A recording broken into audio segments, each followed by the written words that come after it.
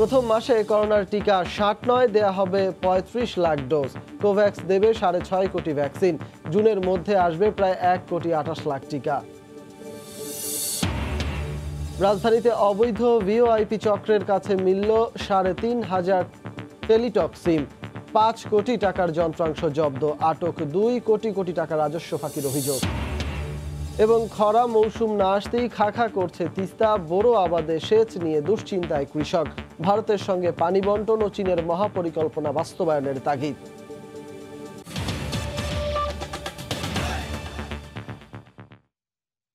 দেখছিলেন শিরোনাম। প্রবাসের সময় সঙ্গে আছি আমি সজল মিত্র রিচার্ড।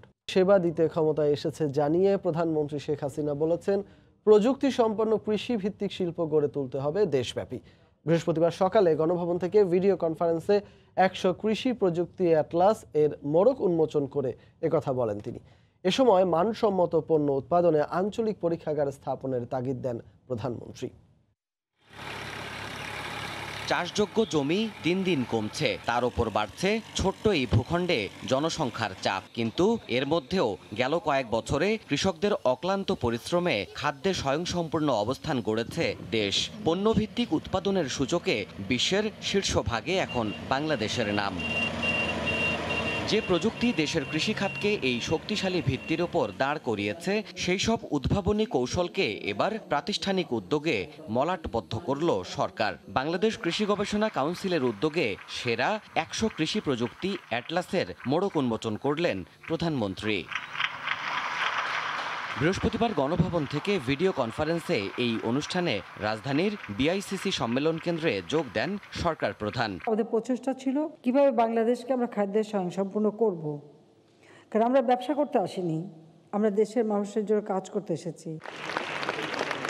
গবেষণার মাধ্যমে অল্প জমিতে বিপুল পরিমাণ ফসল উৎপাদনে আঞ্চলিক পরীক্ষাগার স্থাপনের তাগিদ দেন শেখ হাসিনা। গবেষণা এমন একটা জিনিস একদিনে শেষ হয়ে যায় না, অনেক সময় দীর্ঘ সময় গবেষণা করতে হয়। গবেষণা কাজে তারা যেন তাদের গবেষণার ফসলটা না পাওয়া পর্যন্ত থাকতে পারেন, সেটা আমরা কিভাবে করতে পারি, যে শুধু বিজ্ঞানীরাই এই প্রণোদনাটা পাবেন, তার একটা চিন্তা ভাবনা করবার দায়িত্ব আপনাদের হাতে দিলাম। আপনারা বলেন, আমি সব করতে রাজি আছি। করোনা মোকাবিলায় সরকারের সব চেষ্টা অব্যাহত রয়েছে জানিয়ে প্রধানমন্ত্রী বলেন, সুরক্ষিত থাকতে হবে মহামারীর শেষ পর্যন্ত। ভ্যাকসিন এসে গেছে। দেবাশিস রায়, সময়। করোনা ভ্যাকসিন প্রসঙ্গ। বৈশ্বিক পরিস্থিতি বিবেচনায় টিকা প্রদান পরিকল্পনায় পরিবর্তন এনেছে স্বাস্থ্য বিভাগ। স্বাস্থ্য অধিদপ্তর জানিয়েছে, প্রথম মাসে 60 লাখের পরিবর্তে 35 লাখ মানুষকে টিকা দেয়া হবে। এদিকে চলতি বছর জুনের মধ্যে কোভ্যাক্স সুবিধার আওতায় 1 কোটি 27 লাখ টিকা পাচ্ছে বাংলাদেশ। বছরব্যাপী টিকার 6 কোটি ডোজ দেশে আসবে বলে জানিয়েছেন স্বাস্থ্যমন্ত্রী। আগামী 7 ফেব্রুয়ারি থেকে বাংলাদেশে শুরু হচ্ছে গণ টিকাদান কর্মসূচি। তবে পূর্ব পরিকল্পনা অনুযায়ী প্রথম মাসে 60 লাখের পরিবর্তে এখন 35 লাখ মানুষকে টিকা দেওয়ার সিদ্ধান্ত নেওয়া হয়েছে। স্বাস্থ্য অধিদপ্তরের মহাপরিচালক এবিএম খুরশিদ আলম জানিয়েছেন, বৈশ্বিক সরবরাহ পরিস্থিতির বিষয় বিবেচনায় এনে প্রথম মাসে 35 লাখ মানুষকে টিকা দেয়া হবে। বাংলাদেশের হাতে থাকা 70 লাখের বাকি 35 লাখও একই ব্যক্তিদের দিয়ে ডোজ সম্পূর্ণ করা হবে। সরবরাহে সমস্যা হলেও যেন একটি নির্দিষ্ট গোষ্ঠীকে পূর্ণাঙ্গ সুরক্ষা দেয়া যায়, এজন্যই এই সিদ্ধান্ত। বৈশ্বিক বাজারে যে পরিস্থিতি দেখতে পাচ্ছি, আমরা চিন্তা করছি যে যদি কোনো কারণে আমাদের সাপ্লাই চেইন অব্যাহত না রাখতে পারি, তো টোটাল ম্যানেজমেন্টটা ফেলিউর হবে। তো সেই জন্য আমরা এই ডোজটাকে অর্ধেক করে টোটাল একটা কমপ্লিট টিকা দেওয়ার ব্যবস্থা করছি। এদিকে বুধবার রাতে পৃথিবীর বিভিন্ন দেশে টিকা বন্টনের তালিকা প্রকাশ করেছে কোভ্যাক্স। তথ্য বলছে, আগামী জুনের মধ্যেই 1 কোটি 27 লাখ 92 হাজার কোভিডের টিকা পাবে বাংলাদেশ। প্রায় 1.5 লক্ষ লোক অলরেডি নিবন্ধিত হয়েছে। টিকা আমাদের হাতে যা আছে এগুলা পর্যায়ক্রমে আমরা দিয়ে যাব। এখানে সেই 30 লাখ আর 70 লাখ বিষয় সেটা না, আমাদের টিকা আমরা দিতে থাকবো। কোভ্যাক্সের মাধ্যমে বাংলাদেশ এবারও ভারতের সেরাম ইনস্টিটিউট উৎপাদিত অক্সফোর্ডের টিকা পেতে যাচ্ছে। 70 ডিগ্রি সেলসিয়াসের নিচে সংরক্ষণের পর্যাপ্ত ব্যবস্থা না থাকায় কোভ্যাক্সের মাধ্যমে ফাইজারের টিকা পাবার আশা ক্ষীণ বলে জানিয়েছেন বিশেষজ্ঞরা। মুজাহিদ শুভ, সময় সংবাদ, ঢাকা। করোনা ভ্যাকসিন নেয়ার পর যদি কোনো পার্শ্ব প্রতিক্রিয়া দেখা দেয়, তার জন্য প্রস্তুত রাখা হবে সব মেডিকেল ও স্বাস্থ্যকেন্দ্র। এমনকি নিবিড় পর্যবেক্ষণে রাখা হবে ভ্যাকসিন গ্রহীতাদের। এ বিষয়কে গুরুত্ব দিয়ে পুরো দেশে চলছে টিকাদান কর্মীদের চূড়ান্ত প্রশিক্ষণ। সাখাওয়াত টিপুর ক্যামেরায় বিস্তারিত জানাচ্ছেন কমল দে। টিকাদান কেন্দ্রে হঠাৎ শোরগোল, এক টিকা গ্রহীতার হালকা পার্শ্ব প্রতিক্রিয়া হয়েছে। এ নিয়ে প্রতিবাদ করছেন স্বজনরা, আর ভ্যাকসিনেটর এবং স্বেচ্ছাসেবকরা চেষ্টা করছেন তাদের বুঝিয়ে পরিস্থিতি নিয়ন্ত্রণের। প্রকৃত অর্থে করোনা ভ্যাকসিন প্রয়োগের পর কী ধরনের পরিস্থিতির সৃষ্টি হতে পারে এবং তা কিভাবে সামাল দিতে হবে তার প্রশিক্ষণ দেওয়া হচ্ছে একেবারে হাতে কলমে। এই নাটকটার মাধ্যমে আমরা এটাই বোঝাতে চাচ্ছি, মানুষের মধ্যে এখনো টিকার প্রতি অনেক আতঙ্ক ভয় রয়ে গেছে, সেটা যাতে কেটে যায়। সাইড এফেক্টের জন্য আমাদের মেডিকেল অফিসার, মেডিকেল টিম প্রস্তুত থাকবে। তবে সরকার নির্ধারিত কেন্দ্রে সঠিক তাপমাত্রায় করোনা ভ্যাকসিন সংরক্ষণের পাশাপাশি যথাযথ নিয়মে শরীরে প্রয়োগেই এখন বড় চ্যালেঞ্জ। বিশেষ করে 2 থেকে 8 ডিগ্রি তাপমাত্রায় যেমন টিকা সংরক্ষণ করতে হবে, তেমনি প্রতিটা ভ্যাকসিন ভায়াল থেকে 0.5 মিলিমিটারের কম বেশি ভ্যাকসিন নেওয়া যাবে না। গত 2 দিন ধরে তাই শেখানো হচ্ছে ভ্যাকসিনেটরদের। কোল্ড বক্সে করে আমরা জোন অফিসে আনবো। জোন অফিসে আমাদের আইএলআর নামে একটা রেফ্রিজারেটর আছে, সেই রেফ্রিজারেটর আমরা সংরক্ষণ করব। ওদেরকে যাচাই বাছাই করতেছি, ওদেরকে রেজিস্ট্রেশন অনুযায়ী বসাইয়ে তারপর ওদেরকে আমরা ভ্যাকসিনেশন দিচ্ছি। ভ্যাকসিন প্রয়োগের ক্ষেত্রে ভিন্নতা থাকায় ভ্যাকসিনেটরতে দেওয়া হচ্ছে বিশেষ প্রশিক্ষণ। মূলত 90 ডিগ্রি অ্যাঙ্গেলে হাতের বাহুতে এই ভ্যাকসিন পুশ করতে হয়। একটি ভায়ালে 10 জনের শরীরে প্রয়োগের ভ্যাকসিন থাকে। কমল দে। অভিযানে সাম্প্রতিক সময়ের সবচেয়ে বড় অবৈধ ভিওআইপি চক্রকে আটক করেছে র্যাব। টেলিটকের 3,500 সিম সহ প্রায় 5 কোটি টাকার অবৈধ যন্ত্রাংশ জব্দ করা হয়েছে। র্যাব বলছে বছরে প্রায় 11 কোটি টাকার রাজস্ব ফাঁকি দিত চক্রটি। ভয়েস ওভার ইন্টারনেট প্রোটোকল বা ভিওআইপি দেশে বিদেশে কথা বলার অন্যতম মাধ্যম, কিন্তু এমন মাধ্যমের অবৈধ ব্যবহারে সরকার প্রতি বছর হারাচ্ছে কোটি কোটি টাকার রাজস্ব। রাজধানীর বিভিন্ন স্থানে অভিযান চালিয়ে সাম্প্রতিককালের সবচেয়ে বড় এক চক্রকে আটক করেছে র্যাবের একটি আভিযানিক দল। বুধবার দুপুরে নিউ মার্কেট এলাকায় অভিযানে নামে র্যাব। কাটাবন এলিফ্যান্ট রোডের একটি বাসায় দীর্ঘদিন ধরে তালহা এন্টারপ্রাইজ নামে অবৈধভাবে ভিওআইপি যন্ত্রাংশ বিক্রি করে আসছিল একটি চক্র। বিটিআরসির সহযোগিতায় সেখান থেকে আটক করা হয় চক্রের অন্যতম সদস্য রাকিব ও বাবুরকে। পরে তাদের দেয়া তথ্য মতে তুরাগ থানার রমজান মার্কেট ও শাহ আলীর গুদারাঘাট এলাকা থেকে চক্রের আরেক সদস্যকে আটক করে সংস্থাটি। 3টি স্থান থেকে জব্দ করা হয় প্রায় 3,500 টেলিটক সিম, 19টি SIM box device, 416টি GSS antenna সহ বিপুল পরিমাণ অবৈধ ভিওআইপি যন্ত্রাংশ। কারওয়ান বাজারে র্যাবের মিডিয়া সেন্টারে এক ব্রিফিংয়ে এসব তথ্য তুলে ধরে সংস্থাটি। ইন্টারেস্টিংলি দেখা যাচ্ছে যে এগুলোর উপরে ডিজিটাল অ্যাম্প্লিফায়ার একটা স্টিকার ছিল। কাস্টমসকে ফাঁকি দেওয়ার জন্য তারা এই পন্থায় এই ডিভাইসগুলো বিদেশ থেকে এনে বাংলাদেশের, বিশেষ করে ঢাকা শহরের, আপনার টোটাল ঢাকা শহরের বিভিন্ন 3টা সেটআপে তারা কাজ করছিল। এটা দেশীয় এবং আন্তর্জাতিক চক্রের সাথে যুক্ত আছে। র্যাব বলছে এই যন্ত্রাংশ ব্যবহার করে চক্রটি বছরে প্রায় 11 কোটি টাকা কর ফাঁকি দিয়ে আসছিল। 6 লক্ষ কল টাইম, বাংলাদেশে কল মিনিট যেটা বলি, এই কল টাইমটা গভর্নমেন্টকে তারা ডিপ্রাইভ করছে এবং এটার জন্য প্রতিদিন 3 লক্ষ টাকার যে রেভিনিউ আসার কথা ছিল এটা থেকে ডিপ্রাইভেশন আসছে। মানে বছর হিসাব করলে প্রায় 11 কোটি টাকা রাজস্ব ফাঁকি দিয়ে এই ব্যবসাটি চলছিল। জব্দ করা অবৈধ ভিওআইপি যন্ত্রাংশের বাজার মূল্য প্রায় 5 কোটি টাকা। তোহা খান তামিম, সময় সংবাদ। এবার ওয়াসার ট্যাপের পানিতে মিলল ক্যান্সার সহ মানব দেহের জন্য মারাত্মক ক্ষতিকর রাসায়নিকের উপস্থিতি। বেসরকারি উন্নয়ন সংস্থা ইএসডিও এর তত্ত্বাবধানে যুক্তরাষ্ট্রের ব্রাউন ইউনিভার্সিটির এক গবেষণায় বাসা বাড়িতে সরবরাহকৃত ওয়াসার পানিতে পাওয়া গেছে পিফাস বা পার অ্যান্ড পলিফ্লুরো অ্যালকাইল সাবস্টেন্স। বিশেষজ্ঞদের মতে মানুষের ব্যবহার্য নানা সামগ্রী থেকে ক্ষতিকর এসব রাসায়নিক ছড়ায় প্রকৃতিতে। পরবর্তীতে যা পানি সহ কয়েকটি মাধ্যমে প্রবেশ করে মানবদেহে। যদিও এই গবেষণাকে উদ্দেশ্যমূলক আখ্যা দিয়ে প্রত্যাখ্যান করেছে ঢাকা ওয়াসা। রাশেদ বাপ্পির report. Per and polyfluoro alkyl substances বা পিফাস প্রায় 4,500-এরও বেশি মানবসৃষ্ট বিষাক্ত রাসায়নিকের সমন্বয়, যার মধ্যে সবথেকে ক্ষতিকর 2 যৌগ হল পারফ্লুরো অক্টানোয়িক অ্যাসিড বা পিফোয়া এবং পারফ্লুরো অক্টেন সালফোনিক অ্যাসিড বা পিফোএস। বেসরকারি উন্নয়ন সংস্থা এনভায়রনমেন্ট অ্যান্ড সোশ্যাল ডেভেলপমেন্ট এসডোর তত্ত্বাবধানে যুক্তরাষ্ট্রের ব্রাউন ইউনিভার্সিটির এক গবেষণায় ঢাকার ট্যাপের পানিতে পাওয়া গেছে ক্ষতিকর এই রাসায়নিকের উপস্থিতি। 2019 সালে ঢাকার বনানী ও লালমাটিয়া এলাকার বাসাবাড়িতে সরবরাহকৃত ওয়াসার পানি এবং সাভারের পানপাড়া এলাকার পানির নমুনা পরীক্ষা করা হয়। এতে দেখা যায় লালমাটিয়ার পানিতে সর্বোচ্চ 8 পিপিটি পার্টস পার ট্রিলিয়ন মাত্রার পিফোয়া পাওয়া গেছে। পানপাড়া ও বনানীর পানির নমুনায় এই মাত্রা যথাক্রমে 6.8 এবং 5.18। অন্যদিকে পানপাড়া, লালমাটিয়া এবং বনানীর পানিতে পিফোএসের পিপিটি মাত্রা যথাক্রমে 2.6, 2.3 এবং 1। এই কেমিক্যালসটা একেবারে সরাসরি ক্যান্সারের সাথে জড়িত, যেটা ট্যাপ ওয়াটারের মধ্যে আছে।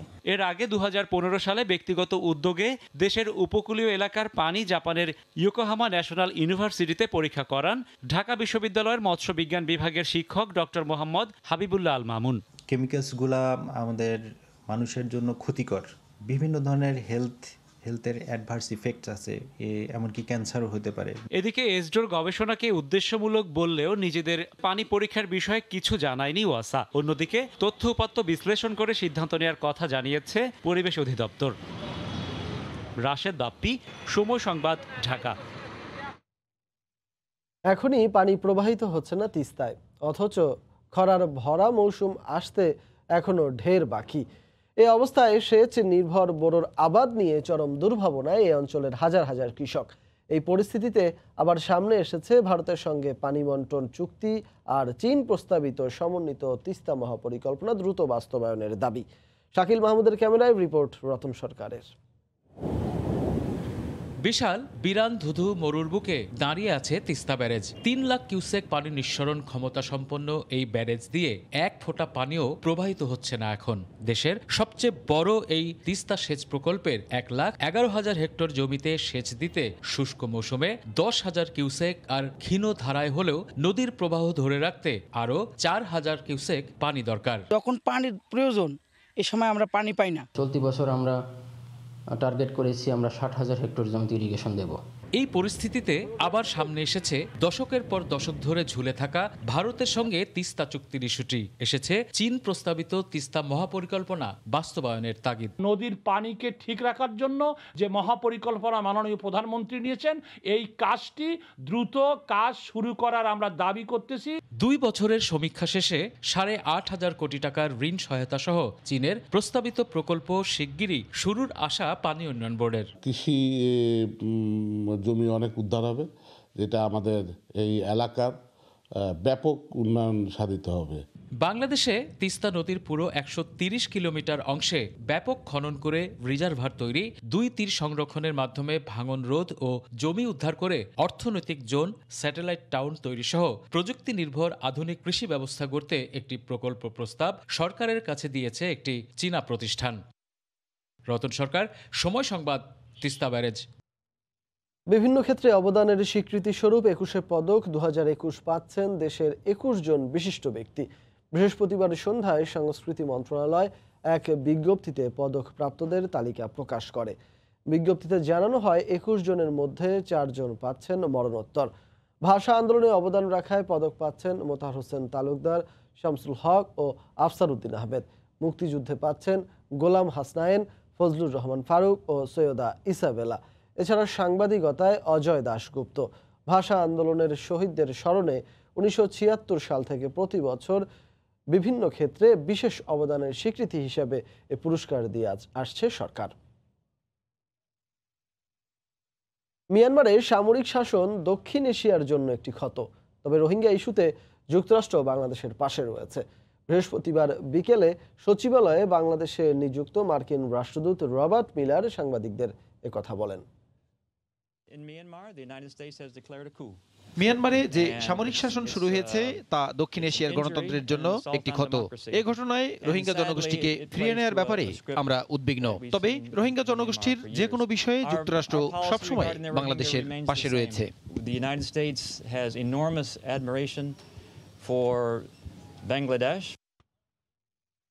মিয়ানমারে সেনা অভ্যুত্থানের কারণে 2 দিন বন্ধ থাকার পর বুধবার থেকে টেকনাফ স্থলবন্দরে পণ্যবাহী ট্রলার আসতে শুরু করেছে। এতে খুশি বন্দরের শ্রমিকরা। ব্যবসায়ীরা আশা করছেন নিয়মিত পণ্য আমদানি রপ্তানি সম্ভব হবে। এটা অব্যাহত থাকলে রাজস্ব আদায়ও স্বাভাবিক হবে বলে মনে করছেন সংশ্লিষ্টরা। কক্সবাজার থেকে সূর্যউদ্দিন রুবেলের পাঠানো তথ্য ছবি নিয়ে রিপোর্ট। সোমবার ভোরে মিয়ানমারের সেনা অভ্যুত্থানের পর টেকনাফ স্থলবন্দরে আসেনি মিয়ানমার থেকে কোনো পণ্যবাহী ট্রলার। টেকনাফ থেকেও যায়নি কোনো পণ্য। গত দুদিন সব ধরনের আমদানি রপ্তানি বন্ধ ছিল। এতে বন্দরের শ্রমিকদের মধ্যে তৈরি হয় হতাশা। তবে মিয়ানমার থেকে আসতে শুরু করেছে পণ্যবাহী ট্রলার। বুধবার দুটি ট্রলার আসায় খুশি বন্দরের শ্রমিকরা। বন্দর মা বুটুট নোয়ালে লেবার শ্রমিক চলতে কষ্ট হয়ে যাবে। বন্দর বুটুট আইলে আলহামদুলিল্লাহ খুব সুন্দর চলি পারি। আর পরিবার চালাতে বহুত কষ্ট হয়ে গেছে। এখন আবার নতুন করে আসে একটা হাম শুরু হয়ে আলাদা। বন্দরের ব্যবসায়ীরা বলছেন সেনা অভ্যুত্থানের পর আমদানি রপ্তানি স্বাভাবিক থাকবে কিনা এটা নিয়ে সংশয় ছিল, কিন্তু দুদিন বন্ধ থাকার পর ট্রলারে করে আচার ও শুটকি আমদানি হয়েছে। সেনা অভ্যুত্থানের করা হয়েছে, সেখান থেকে আমরা আশঙ্কা করছিলাম যে বোট আসবে না, মায়ানমার থেকে বাংলাদেশে কোনো মালামাল নিয়ে আসবে না। দু একদিন বন্ধ ছিল ওদের এই পরিস্থিতির কারণে। আজকে দুইটা বুসামানের বোট আসছে। এই দু একদিন আমার খুব অসুবিধা হয়েছিল, একটু স্বাভাবিক হয়েছে, এই জন্য আমরা মাল পাঠানোর চেষ্টা করতেছি। আর বন্দরের শুল্ক কর্মকর্তা জানালেন বুধবার থেকে পণ্যবাহী ট্রলার আসতে শুরু করায় আমদানি রপ্তানি স্বাভাবিক হবে। শুল্কি এবং আচারবাহী দুটি ট্রলার আসছে, আশা করি বন্দরের কার্যক্রম স্বাভাবিক হয়ে যাবে। টেকনাফ স্থলবন্দরে গত জানুয়ারি মাসে 8 কোটি 30 লাখ টাকা রাজস্ব আদায় হয়েছে, যা মাসিক লক্ষ্যমাত্রার চেয়ে 6 কোটি 32 লাখ টাকা কম। সময় সংবাদ, কক্সবাজার। দেখছেন প্রবাসের সময়। প্রবাসের খবর এবার। ৪৫তম কলকাতা আন্তর্জাতিক বইমেলার থিম কান্ট্রি বাংলাদেশ। বইমেলার আয়োজক কমিটি এ ঘোষণা দেয়। আগামী জুলাই মাসে উদ্বোধনী অনুষ্ঠানে আমন্ত্রণ জানানো হবে বাংলাদেশের প্রধানমন্ত্রী শেখ হাসিনাকে। বিশ্বজিৎ দাসের ক্যামেরায় বিস্তারিত জানাচ্ছেন সুব্রত আচার্য। করোনা পরিস্থিতির উন্নতি হওয়ায় আগামী জুলাই মাসে কলকাতা বইমেলার শুরুর ঘোষণা দিয়েছে আয়োজক সংস্থা publishers and book sellers guild. একই সঙ্গে বাংলাদেশের স্বাধীনতার 50তম বর্ষ, বঙ্গবন্ধু শেখ মুজিবুর রহমানের জন্ম শতবর্ষ এবং বাংলাদেশ ও ভারতের কূটনৈতিক সম্পর্কের 50তম বর্ষ উপলক্ষে এবারের কলকাতা আন্তর্জাতিক বইমেলা উৎসর্গ করা হচ্ছে বাংলাদেশকে। এই যে বাংলাদেশকে ফোকাল থিম কান্ট্রি করছি, এই রেসিপ্রোকেশন বাংলাদেশও আমাদের বই রাখুক এবং সেক্ষেত্রে কূটনৈতিক সম্পর্ক আরও মধুর এবং আরো দৃঢ় হবে। এই ঘোষণায় কলকাতায় নিযুক্ত বাংলাদেশ উপহাই কমিশনার তৌফিক হাসান বলেন, বাংলাদেশের মানুষ হিসেবে তিনি গর্বিত। মুজিব বর্ষে কিন্তু বইমেলাটি হচ্ছে এবং বঙ্গবন্ধুকে উৎসর্গ করেই বইমেলাটি হচ্ছে এবং বাংলাদেশকে থিম কান্ট্রি করা হয়েছে। এটা সত্যি বাংলাদেশের জন্য খুবই সম্মানের একটি বিষয়। আমরা খুবই আনন্দিত। কলকাতা বইমেলার আয়োজক গিল্ডের পক্ষ থেকে জানানো হলো, জুলাই মাসের নির্ধারিত কোনো তারিখ চূড়ান্ত হয়নি, কারণ প্রধানমন্ত্রী শেখ হাসিনাকে এই অনুষ্ঠানে উদ্বোধক হিসেবে আমন্ত্রণ জানানো হবে। যেহেতু দুই দেশের কূটনৈতিক সিদ্ধান্ত, তাই তাদের প্রোটোকল মেনে তারিখ চূড়ান্ত করার পরই জুলাই মাসে কলকাতার ৪৫তম পুস্তক মেলার আনুষ্ঠানিক তারিখ ঘোষণা করা হবে। কলকাতা থেকে সুব্রত আচার্য, সময় সংবাদ। বঙ্গবন্ধুর জন্মশতবার্ষিকী উপলক্ষে কলকাতায় সপ্তাহব্যাপী নানা অনুষ্ঠানের আয়োজন করা হচ্ছে। শুক্রবার শুরু হতে যাওয়া অনুষ্ঠানের উদ্বোধন করবেন বাংলাদেশের তথ্যমন্ত্রী ডক্টর হাসান মাহমুদ। বিশ্বজিৎ দাসের ক্যামেরায় কলকাতা থেকে সুব্রত আচার্যের আরও একটি রিপোর্ট। হাজার বছরের শ্রেষ্ঠ বাঙালি, বাংলাদেশের স্বাধীনতার স্থপতি বঙ্গবন্ধু শেখ মুজিবুর রহমানের জন্মশতবর্ষ উদযাপন শুরু হওয়ার কথা ছিল গত 17ই মার্চ। তবে কোভিড বাস্তবতার কারণে গেল বছর পালন করা যায়নি নির্ধারিত সূচির মহা আয়োজনের কোনো কিছুই। কোভিড পরিস্থিতি কিছুটা স্বাভাবিক হতে শুরু করায় পশ্চিমবঙ্গের রাজধানী কলকাতায় শুরু হচ্ছে বঙ্গবন্ধুর জন্মশতবর্ষের টানা আয়োজন।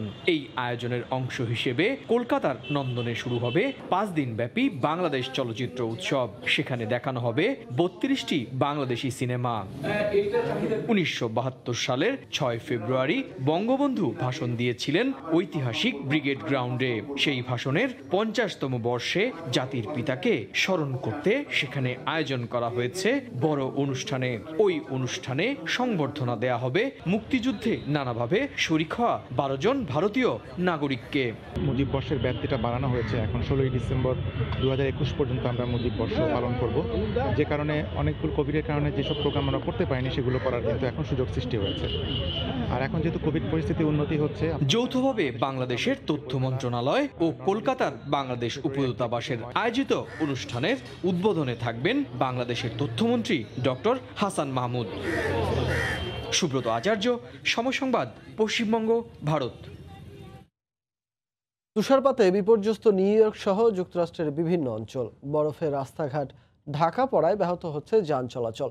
চরম দুর্ভোগে পড়েছেন স্থানীয় সহ প্রবাসী বাংলাদেশিরা। হাসপাতালগুলোতে বাড়ছে ঠান্ডাজনিত রোগে আক্রান্ত রোগীর সংখ্যা। করোনার টিকা কার্যক্রমেও এসেছে ধীর গতি। নিউ ইয়র্ক থেকে আরও জানাচ্ছেন হাসানুজ্জামান সাকি। যুক্তরাষ্ট্রের যে করোনা পরিস্থিতি সেটি কিন্তু কোনোভাবেই কিন্তু সেটিকে নিয়ন্ত্রণ করা যাচ্ছে না। তো এরকম একটি পরিস্থিতির মধ্যে করোনা যে টিকা কার্যক্রম সেই টিকা কার্যক্রম চলছে এবং সেটি অব্যাহত রয়েছে, যদিও দুটি কারণে টিকার পরিস্থিতি কিন্তু কার্যক্রম ব্যাহত হয়েছে এবং সেই জন্য প্রথমত যে টিকার যে সরবরাহ সেই সরবরাহটা ছিল না এবং পরবর্তী সময়ে স্নো যে তুষারঝড় টানা দুদিন তুষারঝড় হয়েছে, সেই তুষারঝড়ের কারণে কিন্তু টিকা কার্যক্রম ব্যাহত হয়েছে। জো বাইডেন মার্কিন যুক্তরাষ্ট্রের প্রেসিডেন্ট, তিনি যে করোনার যে তৃতীয় যে প্রণোদনা প্যাকেজ ঘোষণা করেছিলেন সেই প্রণোদনা প্যাকেজ সেটি এখনও পর্যন্ত যে নিম্নকক্ষ প্রতিনিধি পরিষদে এখনও এটি উঠেনি, সেটি পাশ করার জন্য রিপাবলিকান সদস্যদের সঙ্গে ডেমোক্রেট সদস্যরা একটি সমঝোতা বৈঠকের প্রত্যাশা করছেন।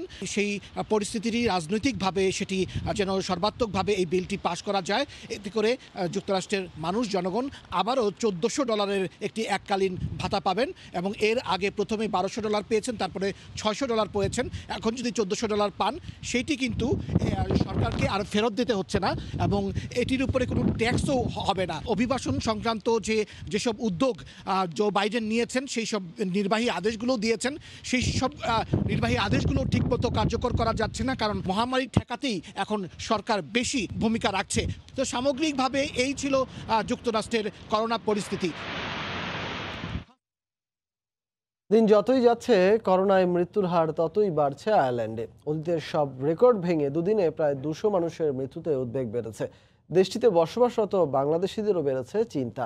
এই অবস্থায় ভ্যাকসিন দেওয়ার কার্যক্রম আরো দ্রুত গতিতে করার দাবি তাদের। বিস্তারিত সৈয়দ জুয়েলের রিপোর্টে। আয়ারল্যান্ডের কোথাও যেন নেই সুখবর। দেশটিতে যেখানে কদিন আগেও দৈনিক 2 সংখ্যার মাঝেই ছিল মৃত্যু, সেখানে সেই সংখ্যা দাঁড়ালো 3-এর ঘরে। ক্ষুদ্র জনসংখ্যার এই দেশটিতে একদিনে 101 জনের মৃত্যুতে স্থানীয়দের পাশাপাশি ভাবনা বেড়েছে বাংলাদেশি কমিউনিটিতেও। এ অবস্থায় বাড়তি সতর্কতার বিকল্প নেই বলে মনে করছেন তারা। এর আগে এত মানুষ মারা যায়নি, এখানে আইসিইউতে অনেক রোগী আছেন, মৃত্যুর সংখ্যা বাড়ায় ভয় তো একটু কাজ করছে। এই উইন্টার সিজনে আসলে এই করোনার আবির্ভাব খুবই বেশি। আজকেও আমাদের নিউ কেসেস 879 জন এবং ডেথ 101 জন। আসলে এই ডেথটা আমাদের জন্য খুবই ভয়ানক। মৃত্যুর হার কমাতে হলে আরো বেশি মানুষকে ভ্যাকসিনে আওতায় আনার দাবি তাদের। আয়ারল্যান্ডে করোনার সংক্রমণের হার একটু কমলেও মৃত্যুর সংখ্যা অনেকদিন ধরে বাড়ছে। কদিন আগেও যেখানে প্রতিদিন 10 থেকে 12 জন লোকের মৃত্যু হতো, সেখানে এখন প্রতিদিন মৃত্যু হচ্ছে 50 থেকে 60 জন লোকের। গতকালকেও এখানে 101 জন লোকের মৃত্যু হয়েছে। এটা অত্যন্ত উদ্বেগজনক এবং দুঃখজনক। এই পরিস্থিতি সামাল দেওয়ার জন্য আইরিশ গভর্নমেন্টের উচিত আর বেশি বেশি ভ্যাকসিনেশন করা, এতে যদি মৃত্যুর হার এবং সংক্রমণের হার একটু কমে আসে। উদ্বেগজনক পরিস্থিতিতে সবাইকে জরুরি প্রয়োজন ছাড়া ঘরে বাইরে না যেতে আহ্বান জানিয়েছে দেশটির সরকার। সৈয়দ জুয়েল, সময় সংবাদ, আয়ারল্যান্ড। কাতারে অনির্দিষ্টকালের জন্য বিধিনিষেধ আরোপ করেছে দেশটির সরকার। এতে আবারও ক্ষতির মুখে প্রবাসী বাংলাদেশি ব্যবসায়ীরা। কাতার প্রতিনিধি আনোয়ার হোসেন মামুনের তথ্য ছবি নিয়ে রিপোর্ট। সারা বিশ্বে করোনার দ্বিতীয় ঢেউ শুরু হলেও কাতারের করোনা পরিস্থিতি ছিল নিয়ন্ত্রণের মধ্যে। স্বাভাবিক ছিল চলাফেরা, ছিল না কোনো বিধিনিষেধ, শুধুমাত্র নাগরিকদের রাস্তায় বের হলে মাস্ক পরা ছিল বাধ্যতামূলক। তবে তবে গত এক সপ্তাহ ধরে প্রতিদিন করোনা আক্রান্তের সংখ্যা বাড়তে থাকায় আবারও অনির্দিষ্টকালের জন্য আরোপ করা হলো বিধিনিষেধ। এর আওতায় সরকারি বেসরকারি প্রতিষ্ঠানে শ্রমিকদের উপস্থিতি ৮০% বেশি হওয়া যাবে না।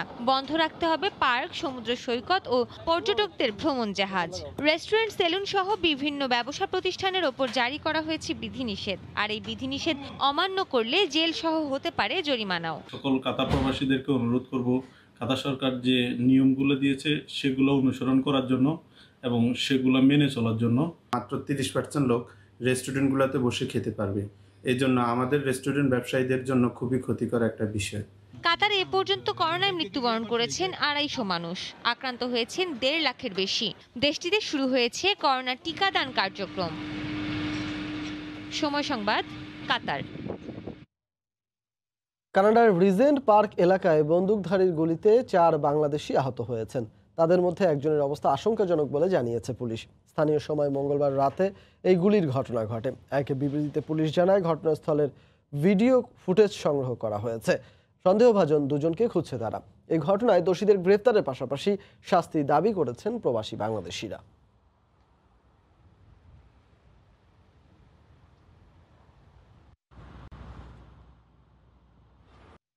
এ পর্যায়ে শীর্ষ সংবাদ জানিয়ে দিচ্ছি আরেকবার। এবং প্রথম মাসে করোনার টিকা 60 দেয়া হবে 35 লাখ ডোজ। কোভ্যাক্স দেবে 6.5 কোটি ভ্যাকসিন। জুনের মধ্যে আসবে প্রায় 1.28 লাখ টিকা। এই ছিল প্রবাসের সময়ে, আর সঙ্গে থাকুন সময়ে।